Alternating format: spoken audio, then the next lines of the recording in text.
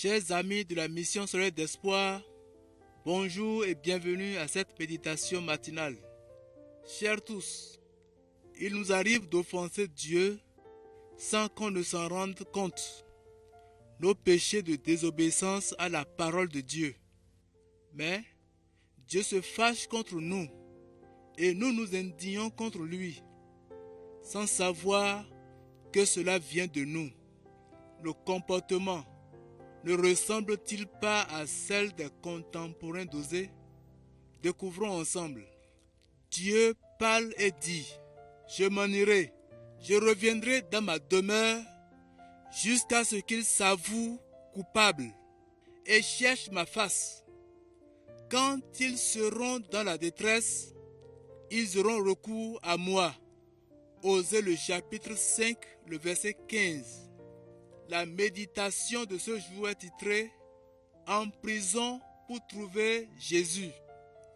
Patron d'une grande entreprise, il vivait confortablement, jouissant d'une bonne réputation.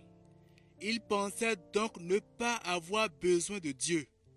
Un jour, il fut accusé à tort d'être le chef du gang qui avait volé des fourgons de marchandises à son entreprise. Incarcéré, il se sentait le plus malheureux des hommes. Aucun de ses amis ne lui rendait visite et son avocat était en voyage. En prison, il reçut un calendrier dans lequel est écrit « Jésus veut te sauver ». Dès le début de sa lecture, Jésus commença à travailler dans son cœur. Une nuit, alors que des prisonniers chrétiens chantaient des cantiques, il se mit soudain à chanter.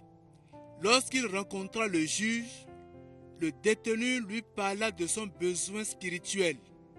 Le juge, qui était chrétien, lui expliqua le message de l'Évangile, la mort et la résurrection de Jésus-Christ. Il reconnut qu'il était pécheur et accepta Jésus-Christ comme son sauveur. Parallèlement, quelques jours plus tard, il fut disculpé par le tribunal.